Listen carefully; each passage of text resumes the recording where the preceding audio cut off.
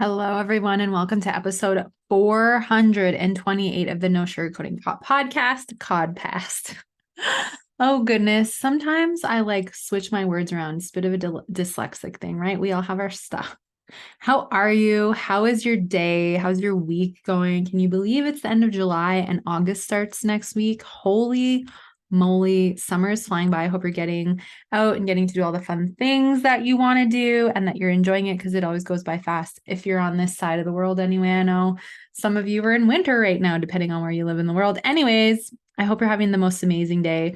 As promised last week when I was going through my hormone updated results with you, and I was, chatting about that, I said that this week I wanted to really do a whole podcast on hormone imbalance and exercise. And that I also wanted to talk about exercise addiction versus mindful movement, because I just see so many women who some are innocently doing movement that is hurting their hormone health and actually fueling other things that, they didn't realize was, and making tweaks and changes to that fully resolves it. And some are in exercise addiction and have an unhealthy relationship with exercise.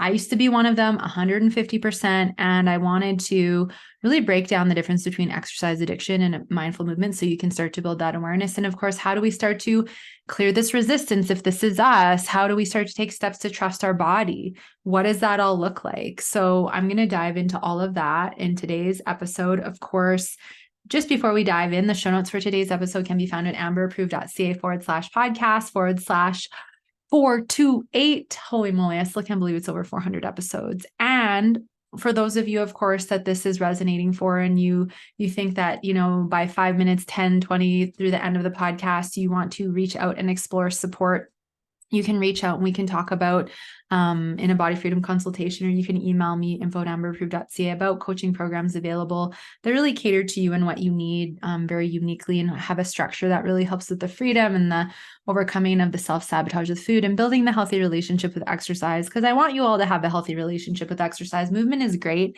but when we're using it out of disempowerment and punishment or whatever the reasons are, it's no longer in alignment. So I'm going to talk about that today. But if you want to do hormone testing and see where your hormones are at, because I'm going to talk about that today, or the emotional eating, or the self-sabotage, with food, with body, the negative self-talk, gut issues, you're sensitive to energy and you want help managing that as we go through the world and everything going on, you're welcome to come forth and we can talk about the longer term programs, the 6, 4, and 12 month. And I've also had some people that have been coming in lately and doing a 2 or 3 month program. So something a little more introductory.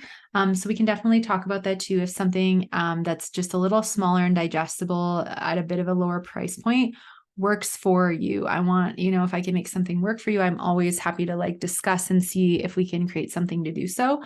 So I just wanted to mention that you can go to amberapproved.ca and book your 30-minute body freedom consultation. So let's dive into today's episode. So before I go to hormone imbalance and exercise, I just want to say this, okay?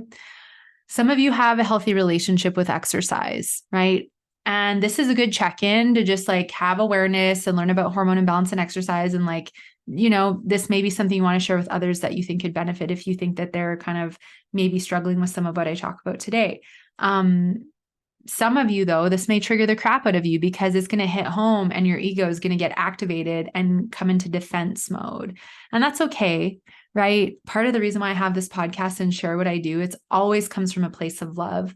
However, I want to light the fire under your butt. I want to help you wake up to these areas of your life where you're disempowered or fighting with your body, or, things are out of whack and we're not necessarily shining the light on it. So, take what's resonant and leave the rest. I'm sharing knowledge of my own personal experience of what I went through, 12, 13 years ago, and what I've noticed, the patterns and, the similarities I've seen in thousands of women in the last 10 years of coaching.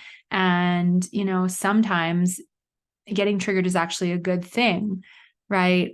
When I get emotionally triggered, I'm like, okay, here's something that I haven't fully cleared out of my body yet, something I have an insecurity or a control or an attachment to. This is good. Now I'm aware, and now I can take little steps to work toward releasing control or taking my power back, or exploring this and seeing where it comes from. I think that's really empowering to get to this place where we can recognize what triggers us instead of projecting it all, and we can actually do our deeper work and step more into our power, which is such a gift. And we all deserve to step more into that. So it's okay if you get triggered, right? Some of you are going to love and resonate with what I have to say, and it's going to help open your eyes. And some of you are going to get triggered. That's okay. But I just wanted to like bring that up first because it pushes us into awareness and action to work on healing the insecurities and the fears, right? That don't serve us, that don't serve you, your health, your body. It helps bring you to deeper healing, actually. And I stand for you to have the best of both worlds, where you can lovingly rest your body when you need to and honor her, and also mindfully move her in ways that make you feel amazing. You get to have the best of both worlds, just like with food. You get to nourish your body, support your physical health and vitality. You get to enjoy the taste of your food, and you get to enjoy mindful indulgence without guilt and wanting to lose control. And there gets to be that balance with food too. And it's the same with exercise. And it's about figuring out, well, where are you at currently and what's the happy medium for you? But if you punish your body, right, and you don't know that you're using it as exercise as a punishment or food as a punishment or whatever, and it's messing up your hormones, your gut health, your fertility, your mood, etc., we want to break it down so that you can take a more healthy approach, because to me, that's always the key. So without further ado, let's dive in. Hormone imbalance and exercise. Okay, well, I'm going to share a bit of a summary of how I really came to discover I had an unhealthy relationship with exercise, and that it was literally one of the biggest blocks in the way of me regulating my hormones, and the changes that I made that actually made the biggest difference in me balancing my hormones and actually releasing the weight. And it was shocking that it wasn't exercise at the time, because I had all these limiting beliefs around you have to work out, and the more calories you burn, the easier it's going to be to lose weight, and you'll sweat more and your metabolism will go up, blah, blah, blah. But that doesn't necessarily work when you have really significant hormone imbalances. And so it's like when everything you think you know, it doesn't actually resonate with your current state of health, it like shatters you and you're like, what? I don't even know what to do then. And so I want to like, rest assured, I want to just give you reassurance that there's always root causes. And as we address them and support your body, right, and make small changes to assist in your healing, so much good happens. But essentially, I was binging and purging and emotionally eating in my early 20s. And then once I healed my relationship with food, my hormones were a nightmare. My inflammation was through the roof. My digestive system was like a war zone. I was so bloated all the time, even if the wind was blowing the wrong way. I was so sensitive and so exhausted and so tired. And so coming out the other side of binge eating and emotionally eating, I had gone to get my education for my, what I do now. And then I started my business, and was obviously in a more state of balance, but because of all the stress I'd put on my body emotionally, physically, and energetically through the binging, restriction, dieting, exercising, over exercising, and then binging and losing control, it just did a number on all parts of me. But I had the mindset of you have to, exercise to lose weight or exercise to maintain weight. You want to exercise regularly to feel fit and be in shape and look good. And, I wanted to still look like the fitness influencers. And there's almost like this egoic part of me that's like, yeah, I work out. And there's nothing wrong with saying you work out, like be proud and celebrate your movement. But it's almost like a part of the reason why I was doing it, or why I would go to the gym in the morning and then go to a yoga class, a hot yoga class in the evening, was to feed my ego and have the bragging rights. So it still wasn't even fully mindful and healthy, because I was just doing it so I could post on my Facebook, like double sweat day. Like I'm hardcore. And I just laugh because I was still feeling insecure and wanting external validation. I mean, be proud to share your movement and your goals and what you're doing. I don't discount that at all, but I was just doing it for all the wrong reasons, is essentially what I'm saying. And so I went through this phase where I was still working out 5 or 6 days a week, going first thing in the morning. Upon waking, would have a small snack, go to the gym for an hour, do at least 20 to 30 minutes of cardio exercise, and then 20 to 30 minutes of weights, leave the gym, go to my job at, retail, or then I started working at a health clinic before I started my business, work a full day, come home, do school, do work full time. And that obviously did a number on my nervous system.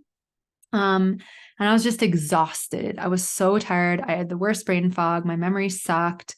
I was so puffy, so bloated, and I wasn't losing weight. I was gaining weight. I was eating really well. I was trying to get as much sleep as I could. But I found I was waking in the night, and that didn't help either.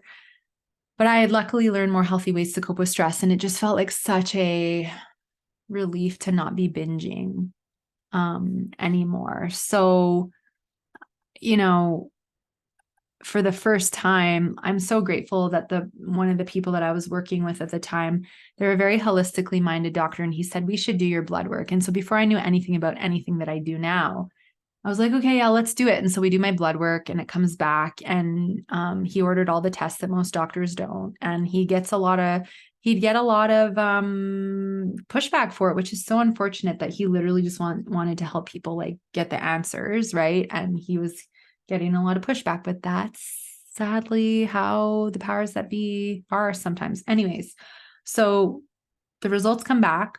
And he's like, oh my God, I don't know how you're like surviving. Literally, your cortisol is 2000. And like I've said in previous episodes, cortisol is the stress hormone, and it should be ideally a balanced state is about 350, between 350 to like 375, somewhere in there. And he's like, I don't know how you're still functioning.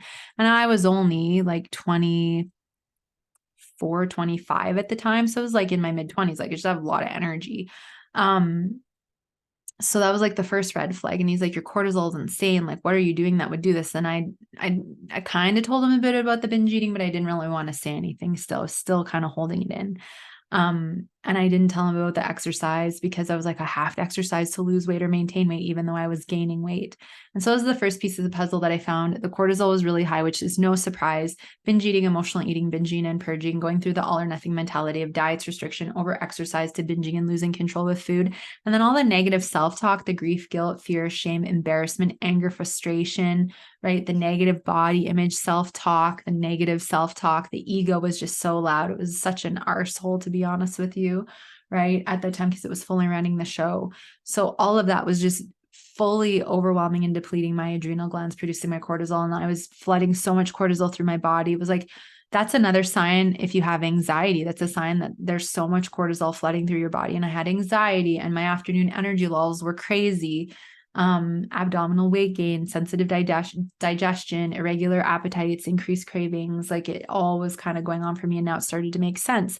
And then I did further reading and started to do some things to support my adrenals, but nothing was really improving because I wasn't addressing the roots, the other roots that were still overstimulating my body. Thank God I didn't do caffeine, because that just messes up your cortisol even worse if it's already high. And then it's like, okay, there's still other stuff going on. So I dig deeper and find out that because my cortisol is so off, it's now negatively impacting my thyroid. And so my thyroid's under active hypothyroid, and that's contributing to hair loss and eyebrow thinning and cold hands and feet and irregular cycles. And then my cycle disappeared for a while, and it did off and on through my time of binging and losing weight and gaining weight, etc. But the more I exercised, and if I'd be in, either a phase of fast weight loss or a phase where I was just really pushing myself in the gym, my cycle would disappear, aka amenorrhea. And then it's like, oh, well, your adrenal glands are so overwhelmed producing all this cortisol that it's stealing your progesterone to convert into cortisol. And then I end up with really low progesterone. And then the last piece for me that I discovered through doing saliva testing, which I talked about last week, is that I'm just like, it doesn't make sense. I'm working on my progesterone. I'm working on my cortisol. I'm working on my thyroid. How come I'm having night sweats? How come I'm having trouble sleeping? How come my cycle's still regular? How come I have so much breast tenderness? Like, how come I'm gaining weight like crazy? What is going on? Of course, I was still working out like crazy. And then I did the saliva test and discovered my estrogen was 10 times higher than it was supposed to be. And my progesterone was extremely low. The progesterone was showing up low in the blood work, but the estrogen wasn't. It was showing up normal. So this is where it was just kind of like really great to get that piece of the puzzle. And by then I was very fluent in hormones and like how to support them, and knew a lot more about it a couple years later. But essentially through this period of time, I'm like, okay, well, I'm sleeping better. I'm not binge eating. I'm managing my stressors better. Like, what am I not changing that's fueling all this hormone imbalance now? Because I've healed the relationship with food. And then it was just like, crap, like my cortisol's so high. Like maybe it is the exercise. Maybe it is going to work out first thing in the morning, right? Waking up to an alarm, which so many people have to do. I get it. Waking up to an alarm really early, like 6:30 in the morning, to go drive to the gym, amp myself up, because half the time I wasn't like even looking forward to the stuff I was forcing myself to do. And then of course, going to do this vigorous workout, already feeling exhausted, and then burning up what I didn't have and feeling so depleted, and then having to right? Then go through the full day, like an 8 to 10 hour day. And I honestly don't know how my body made it through. I'm so grateful for my body. Be more grateful for your bodies. They're so resilient. And then I started doing more reading about cortisol and exercise. And it's like the worst thing you can do if you're trying to regulate your cortisol is exercise first thing in the morning and do cardio. And I'm like, crap, what? No. And then I'm like getting all emotionally triggered and I can hear my ego already. And I'm actually going to record an upcoming episode that's going to be me having a conversation with my ego so that you guys can like really feel out the difference. And I'm going to bring some new Instagram content like that too. But essentially, this is the conversation that I had with my ego. And I'm sure you guys have conversations with your ego all the time. I think it's really important to have that awareness.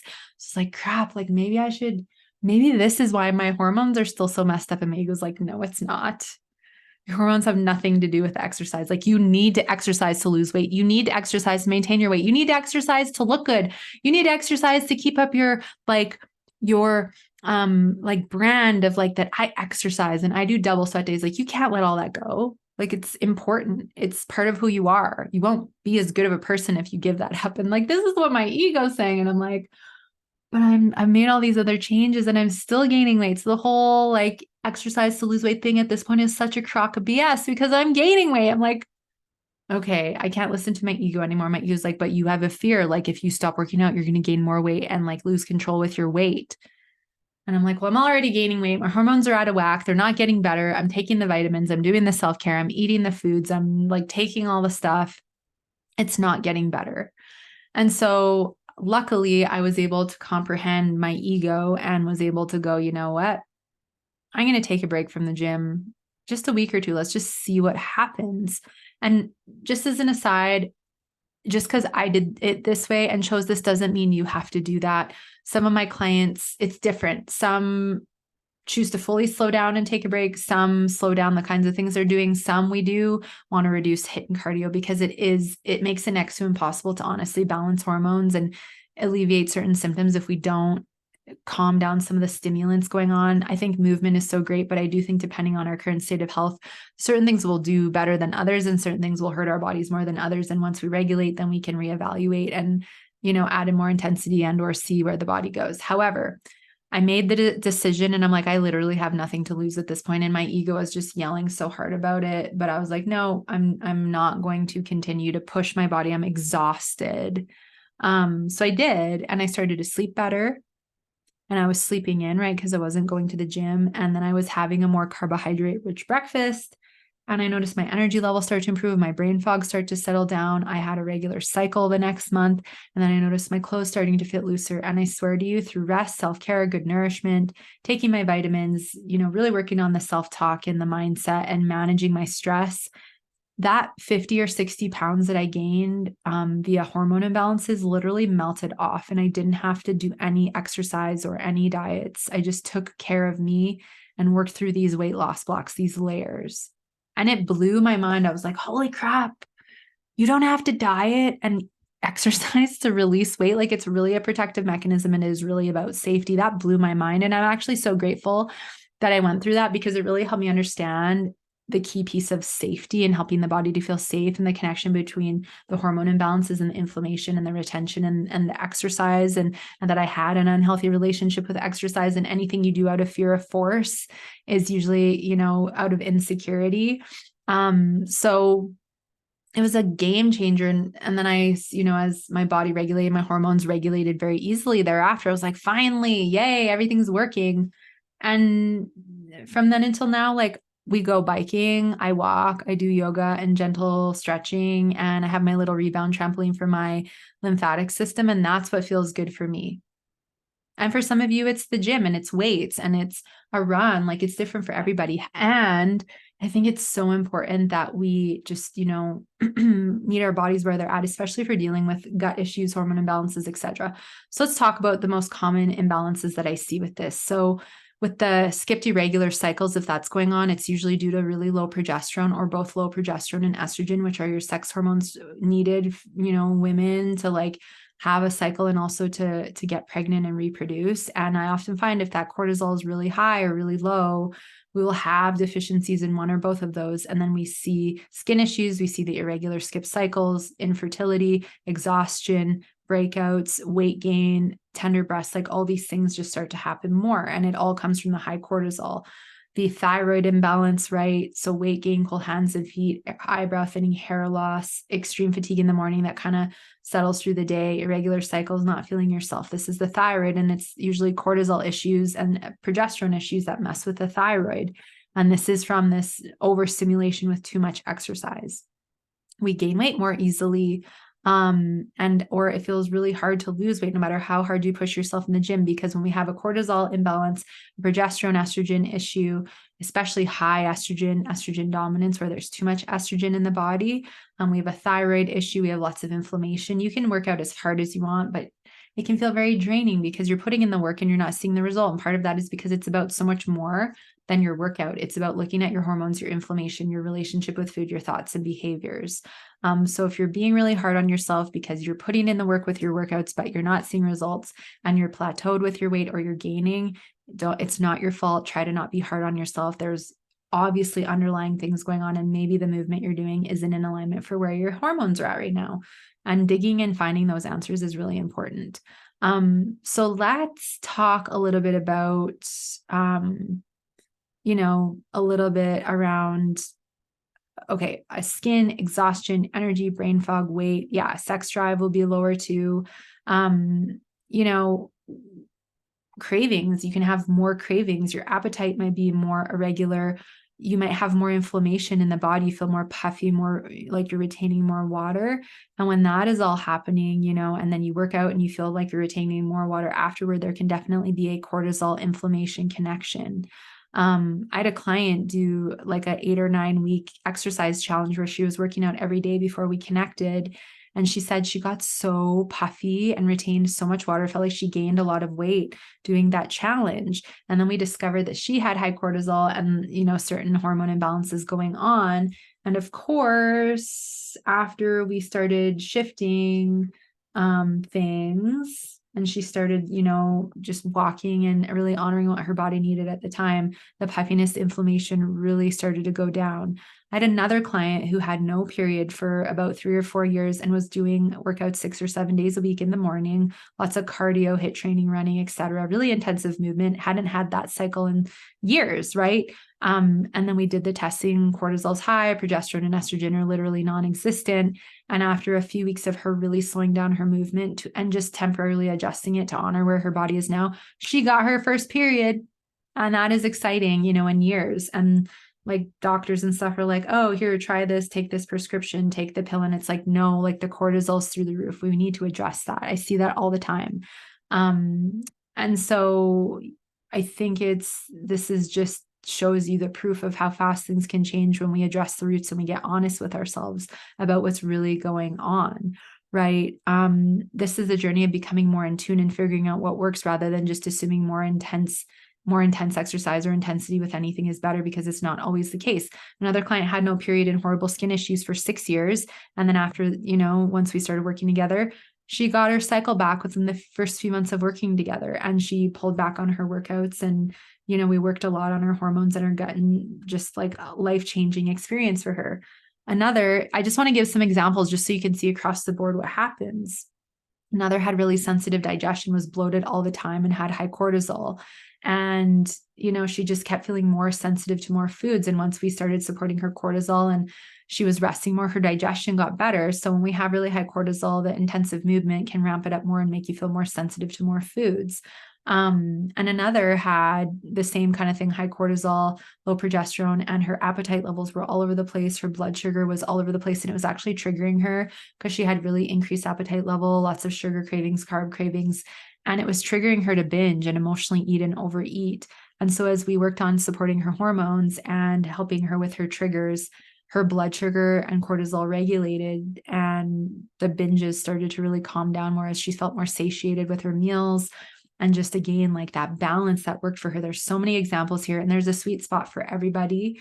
And it is really about looking at these different things. And then of course, with women who are trying to use exercise to lose weight and things like that, as we regulate hormones, reduce inflammation, heal the relationship with food, work on the negative self-talk, improve sleep, hydration, make sure that your nourishment is in alignment for your healing, which is usually pretty easy, just small tweaks and changes. And then working on that ego mentality, that people pleasing, that negative self-talk, that all or nothing, etc. As we slowly make those changes. And I say slowly because nothing extreme works and it's not an overnight. It does take time when you're making life changes, but it's life-changing for the rest of your life, which is incredible. But as we go through this, what is so powerful is that she's like, wow, I totally get why I'm hanging on to weight, and the exercise and the negative self-talk and my hurt 5-year-old self are like 3 reasons why. And wow, like I'm binging on all these foods that are so full of inflammation. No wonder, right? Blah, blah, blah. And then we start working on these blocks and clearing them out of the way and focusing on the healing journey versus weight loss journey. The Schumann resonance is insane today. I'm going to just like put my little chattery Miss Chatters on that. I'm going to do a whole episode on the Schumann resonance and the ascension again, because like we're in a lot of high frequency light coming onto the planet today, and it can make you feel up and down and all around. Like 5 minutes, you might be feeling like, yeah. And then the next 5 minutes, you're like, I just want to take a nap. So yeah, there's a lot of reasons you may be feeling ups and downs with your emotions, or like you may be saying your words funny. Anyways, so she was just like so proud to stop focusing on weight loss and pressuring weight loss and go like, let's get curious. Let's explore the blocks. Wow, high cortisol is a block, thyroid issue, high estrogen was an issue, lots of inflammation. And as we work on these things and we work on the mindset, she's releasing it. And she's like, I can't believe that I don't have to put in so much force to lose weight. And I'm like, we're not supposed to force weight loss, just like you can't force getting pregnant. Like the body will do it when she feels ready to. And the more safe she feels and the more aligned the environment is and the mindset is, the easier it's going to be. The last 2 priorities that the female body has when there's all these different stressors and stimulants and self-sabotage going on is reproduction and weight loss. So when we start to help the body feel safe and we regulate the nervous system, things really fall into place a lot more easy. It doesn't have to be so hard to lose weight. What instead it is focusing on the deep healing journey, addressing the roots, which I love helping you do. So now let's talk a little bit about exercise addiction versus mindful movement. And I'm curious, do you have any of those symptoms I just talked about? Have you gotten your hormone test done? Are you being told everything's normal? Well, let me tell you, the ranges are way too big, as I've always talked about, and they're a lot smaller than you think. And you can have imbalances in the normal range. I did. And if you're wanting to explore hormone testing and a program to help you with all of that and any of these other things that I'm talking about, you're so welcome to email me, info@amberproof.ca, or book a 30-minute body freedom consultation so we can talk about what may be going on for you and get you all the answers, the clarity, the guidance and support to help you to food and body freedom, to hormone balance, and so much more. You deserve that. And it doesn't matter your age. I've worked with women from 20 to 90. It's possible at any age. The body is always trying to heal. It's just we accidentally are getting in the way, or we don't have all the awareness and knowledge, and that's okay. We're not all meant to know everything. And that's why investing in support can be so helpful. So exercise addiction versus mindful movement. So first I'm going to talk about signs of exercise addiction. If you're like, holy crap, I didn't realize it, but I feel like I'm in this, don't be hard on yourself. If you listen and go, wow, like, okay, this is good. I think I have a pretty healthy relationship with exercise. Amazing. If you're somewhere in between, that's okay. Just don't judge. Don't be hard on yourself. Awareness is power. And from awareness building, we get to start to make changes. So exercise addiction first. The first sign is you work out to make up for meals, right? So I used to binge, and then the next day I would go to work out to make up for it. I would do my 2 hours, do more cardio, right? Because I needed to compensate for my binge the night before, overeating, having too many calories, right? So you work out to make up for meals, overconsumption, and or you work out, right, to make up for the parts of your body that you don't like. And there's a lack of self-acceptance and self-love with, and you need to try and control your body and force your body to change and lose weight to look a certain way to make you happy, even though we know that doesn't actually do the trick, right? This is one of the biggest signs that you're in an unhealthy dynamic with exercise, because there's this compensation, right? You need to punish yourself with exercise because you ate too much. You need to punish your body because she doesn't look the way that you want her to, or he, right? And you are so convinced that until you look good enough, you won't be good enough, which is false. But we get so conditioned and brainwashed with that, right? And you've heard me talk about that countless times with influencers and Hollywood and the media. And we need to work on shifting that mindset. The second one is If you're exercising 2 to 4 hours a day and you might go, well, I'm training for a marathon, I'm training for this. Well, great. If you're in a healthy relationship with exercise and none of these things, trigger you, then all the power to you that you're training for that big triathlon or that Ironman or whatever it is.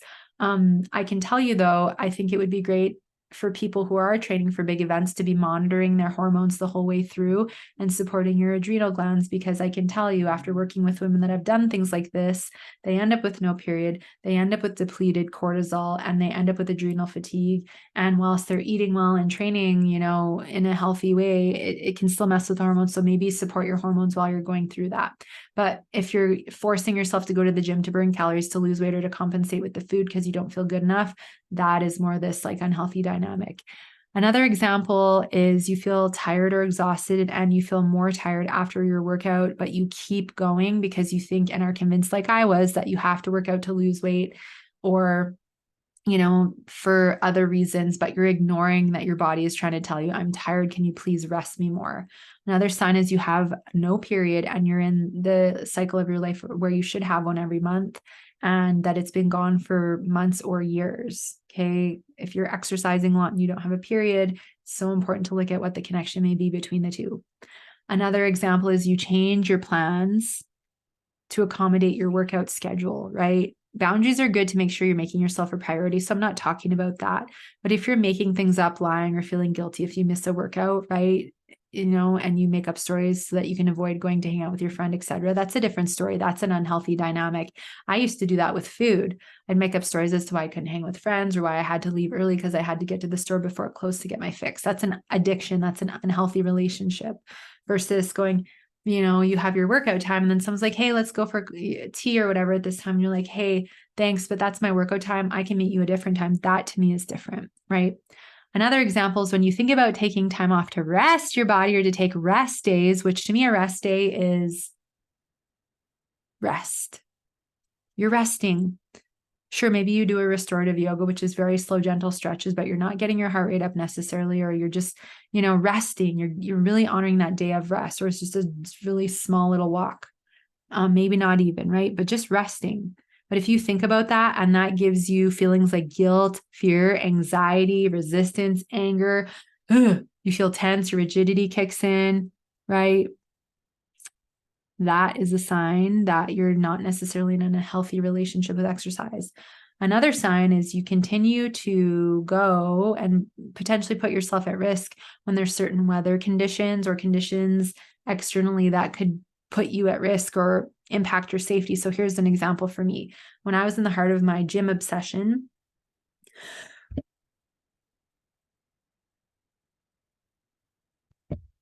I just had to mute it so I could sneeze, Georgios. Okay. So now I was in the heart of my exercise addiction. And for those of you watching on YouTube, you'll totally see me sneeze because I don't edit the YouTube videos. That's okay, raw and uncut. So I'd wake up pretty much every morning to go to the gym before I went to my retail job. And it was the winter. I wake up, it's minus 45 with a wind chill. It's about minus 55. It's pure dark outside. I think the power was even out for a little while. It had snowed like 1.5 feet. And of course it was very windy and the snow was drifting like crazy. It was like 3-4 foot drifts in some places. Cause if you've live in Canada or anywhere where there's snow and you get a wind and it drifts, like it's crazy how big the drifts can get. And so I'm like, I look outside and I'm like, crap. I'm like, well, I don't care. I still have to go to the gym. I still have to go. I can't miss my workout today because then I'll interfere with my weight loss progress and I need to go. And another pattern I noticed in the beginning is if I skip the gym, then I'd be like, well, screw it. I'm going to just binge because I didn't go to the gym. And so if you're in that mentality where if you skip your workout, you go into the F it mentality and it triggers you to shut down and it triggers you to binge, that's also an unhealthy relationship with exercise and food. So here I am out in minus 55 wind chill. The snow is, I have my big boots on, but the snow's like falling inside of my boots. I'm out there with like, I didn't even have a shovel. I had like this little, I think I had like a plastic plate that I'm like using to dig out my back, like to dig my car out of these like 4-foot drifts. I dig out my car, I back up to go down the back alley where my apartment used to be, and I drive like 1 inch and then I get stuck because there's a huge drift. And I'm like so angry and yelling and getting so worked up. And I'm just like, for fuck's sakes, like, blah, blah, blah. I need to get to the gym. I'm running out of time, blah, blah, blah. And I'm so worked up. Like, I did not know about my ego yet at this time. Love and compassion to her. And I'm so stuck. It's like 6:30 in the morning. It's pitch dark outside. I'm in my back alley. It's -55. I could get really sick with a bad cold. Like breathing in that cold air for more than a few minutes is not good for you. I've been out there for like 15 or 20 minutes. I could get bad frostbite. Yes, I'm wearing my toque and my mitts and all my stuff, but still, like, that's extremely cold weather. It's not good for any part of you to be out in it for, more than a few minutes, if at all. But I am hell bent on trying to get to the gym and get my workout in. I'm stuck. I can't get out. And then, of course, someone comes along and offers to help. But like, what if, like, it's dark and like a stranger comes along, like, you want to hope they're good, but like that could have been a risk too. And so we get me out and I'm like, I'm still going to the gym, blah, blah. And I get there and I'm so bitter and I do my workout and I get home. I'm just like, right. But that's unhealthy. I put myself at risk. I put my health at risk. I put myself at risk for frostbite. I think it's good to be committed, right? And there's a difference though between commitment and compulsion. And it's important to have discernment because that to me was a example of obsession and addiction. And I need to go because if I don't, I'm not good enough and I'm not going to gain my results from today. And that was coming from unworthiness and lack and not feeling good enough. I should have just rested that day and skipped that day and be like, the weather sucks. It's not worth it. I'm just going to stay home. And I could have just honored that and just been honest, but I didn't because there was that need, right? It's very rigid, just like with food. I find there's a lot of similarities with the relationship of food with like binging, emotional eating, and food addiction, and then with exercise as well, right? So other things with the relationship with exercise, right? It's very rigid. You maintain a rigid exercise regimen, even though there's dangerous weather conditions or threats to your physical health, right? Mental health or both. I find is another sign is your main focus is to burn calories or to lose weight versus, mindful enjoyment, which I'll talk about that right away. You feel a lot of fear, anxiety, or stress regarding your body image and negative body changes if you can't exercise or if you hurt yourself or if you have to slow down your movement. It's very insecure. It's very unsettling. And the thought of not exercising, like I've been saying, makes you feel anxious or guilty, right? And you feel guilty if you miss an exercise session or you don't complete an exercise session or you weren't able to do a specific exercise. That's all signs, just like you feel guilt if you eat certain foods. It's the same kind of thing, right? Another sign of this whole unhealthy dynamic with exercise is you aren't getting the results you want. You're not losing weight. You're not losing, you're losing muscle. You're tired. You don't have your cycle. You have brain fog. You're moody. You're depleted. Like, there's signs that there's things going on in the body as to why she's not going where she wants you to go so easily. Perhaps maybe you're not gaining the muscle mass as much. Like, there's signs there might be imbalances going on inside. You do need rest. It's important. Balance is important. Another sign is the negative body image. You have low self-worth and you're tying your worth to your weight and how you look versus, feeling confident no matter what and learning to have balance. Countless hours of working out won't fix your body image issues. And there's a good chance it might make it worse because we're tying our worth to this number and our worth to how hard our workout was. And if you don't work out hard, well, then you're thinking you're unworthy. You're just as worthy regardless of what you do. And obviously a lot of us will be conditioned to have a poor body image and see an unrealistic, version of themselves online or in the media and then think, oh, I need to look like that and try to strive for the perfection of it, even though it's not healthy or it's not realistic. And it can fuel the unhealthy relationship with food as well, right? So another sign, and this was me to a T, you don't even like the kind of workouts you're doing, but you feel that you have to do it because it worked in the past or it's the only way to promise to give you the fast results, the calorie burn, the weight loss, the flat stomach, right? But you dread it. However, you don't know any other way. And that was me. I just like half the time I'm like, I don't even want to do this, but I have to. Rigidity, right? Structure, all that kind of stuff. Another sign is you go into the all or nothing mentality. And if someone is using the machine you want to use, you go into the nothing. All of a sudden you're like, well, there's no point in continuing to work out because someone's on the elliptical. That was me. I'm like, I get to the gym and I do the elliptical first. And if someone was on the elliptical and there wasn't another one available because there was a specific one I liked, I would just go home. I'm like, well, my workout is ruined. This person ruined my workout. F it, I'm leaving. Right? When you could be flexible and go and do something else, right? But because I was so rigid, I didn't allow for that, right? Or you don't give yourself any credit if you don't burn as many calories. It's just so draining. Missing a workout makes you irritable, anxious, or depressed. For instance, right? If you notice that you're getting agitated or uncomfortable missing a workout, this could be a sign. Like, I get it. We can use exercise to help relieve stress, but we want to have many ways so that if we have days where we can't go, that we have other healthy ways to cope, and it doesn't like leave us feeling like this is all I have and now I couldn't do it, so I can't feel good, right?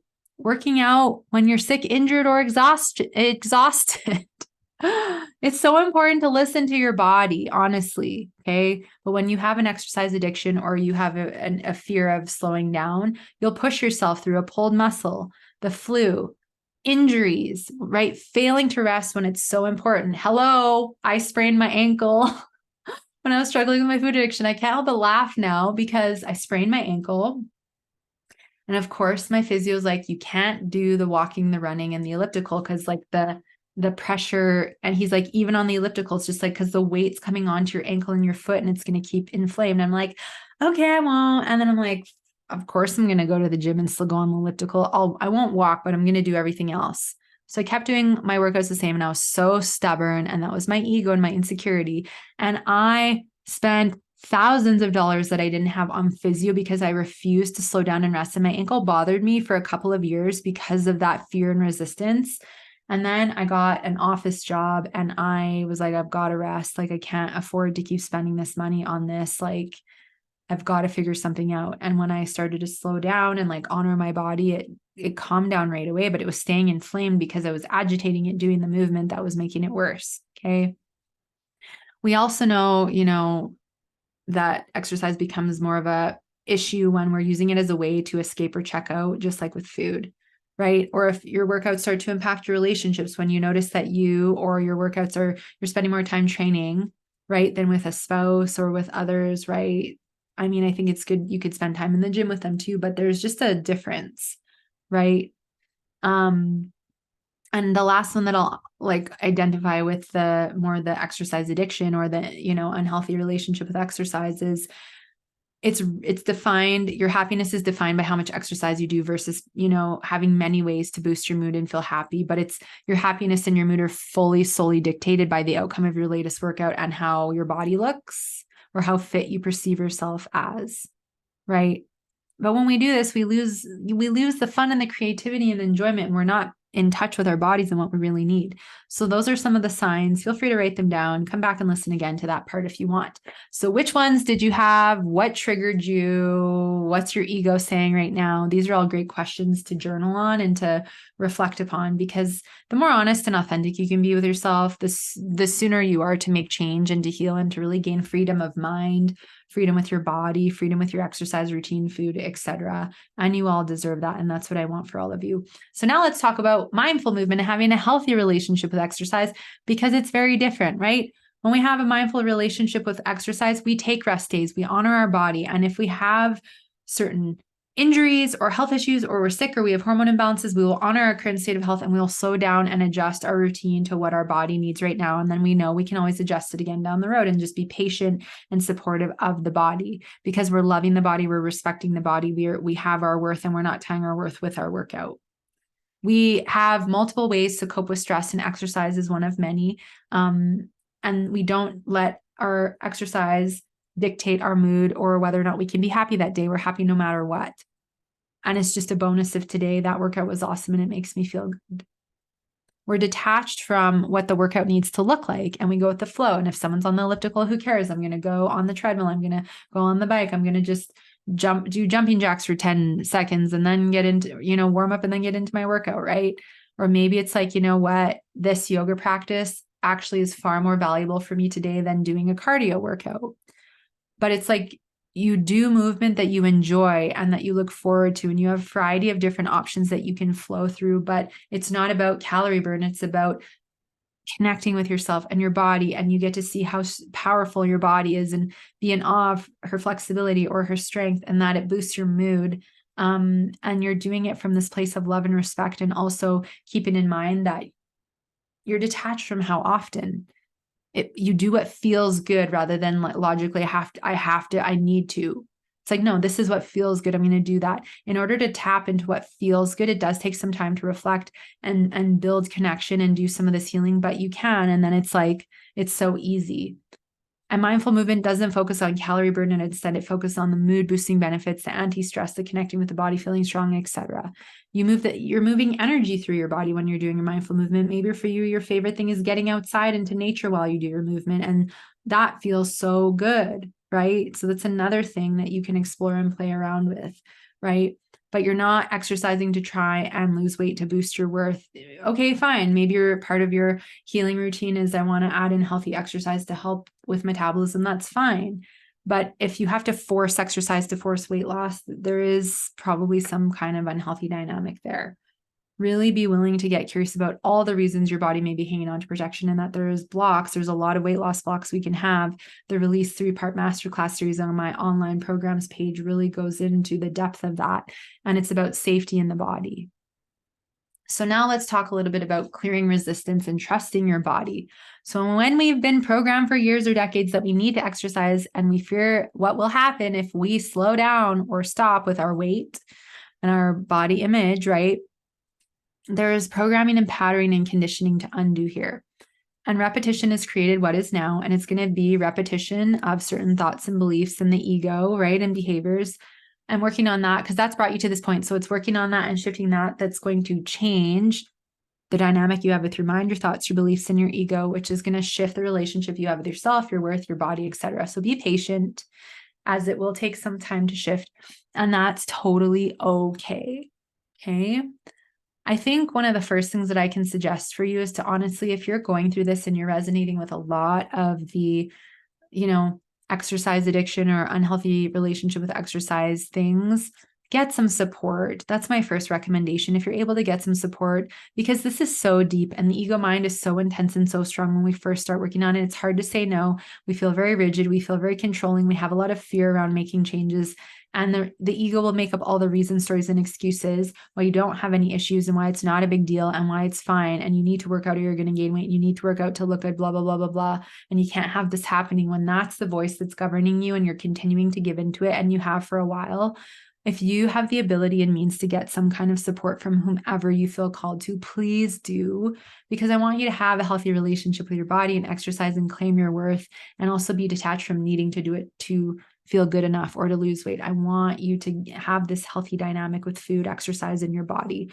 So get support, because the inner child wounds, the body image insecurities, unworthiness, avoidance, resistance, right? To work through our emotions, all this is ego-based, and getting support to build self-love, to build body confidence and trust, to look at your hormone imbalances, your inflammation, maybe adjustments you can make to make your workouts complement your healing more, right? Like all of this is important to look at to help you really reach the optimal state of food and body freedom that you desire to seek, depending on what's going on for you.